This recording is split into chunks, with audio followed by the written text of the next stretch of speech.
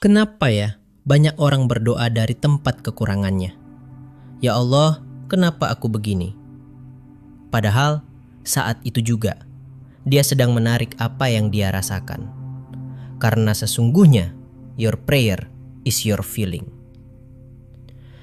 Kalau kita bicara tentang law of attraction, banyak orang fokus pada attraction-nya, tapi lupa bahwa di dalam LOA juga ada law of action.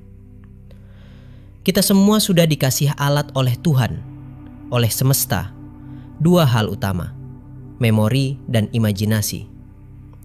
Tapi sayangnya, imajinasi ini seringkali tidak digunakan dengan bijak. Misalnya, ketika seseorang sedang tidak punya pekerjaan, lalu ia terus-menerus mengeluh, kerjaan susah, hidup susah, apa-apa susah, maka keluhan itu sendiri yang menarik realitas baru yang sama, kesusahan. Semakin kita fokus pada rasa susah, semakin jauh kita dari jalan keluar. Karena pikiran kita itu mengirimkan sinyal ke sebuah medan tak kasat mata. Kalau dalam bahasa modern, quantum field.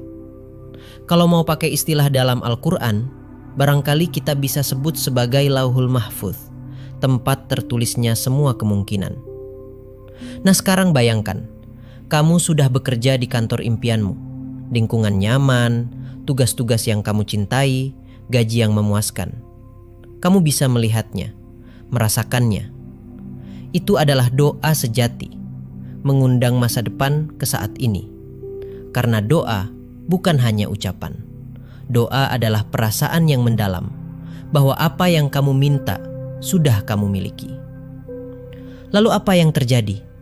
Ketika pikiran mulai mengirimkan sinyal dan kamu mulai memvisualisasi serta mengafirmasi, perasaanmu jadi jauh lebih ringan, lebih penuh syukur. Dan ingat, yang terpenting bukanlah punyanya, tapi perasaan saat kita merasa memilikinya. Itulah state of feeling. Ketika pikiran dan perasaan menyatu, hasilnya akan berbeda. Contohnya sederhana. Bayangkan duduk di kantor itu. Lihat dirimu menyatu dalam pekerjaan itu. Rasakan syukurnya. Itu kunci. Tapi banyak orang berhenti di imajinasi. Akhirnya halu. Kenapa? Karena tidak ada action. Pikiran, perasaan, dan tindakan. Ketiganya harus selaras. Kita tetap harus upgrade skill, kirim lamaran, belajar public speaking, tapi semua dilakukan dengan rasa penuh, bukan kekurangan.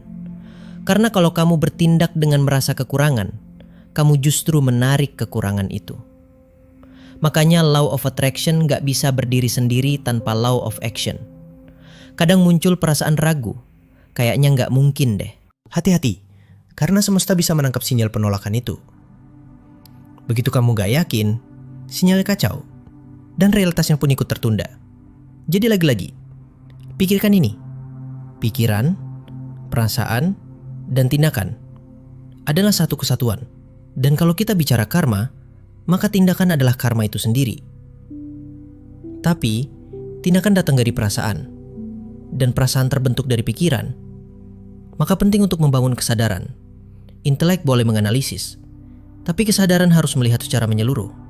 Sayangnya, banyak orang terjebak dalam program lama yang bikin mereka betah dalam kemiskinan, dalam kesempitan, karena mindsetnya julid, merendahkan, gak bisa lihat orang lain bahagia, kesel kalau lihat orang sukses, sirik sama tetangga yang lebih maju.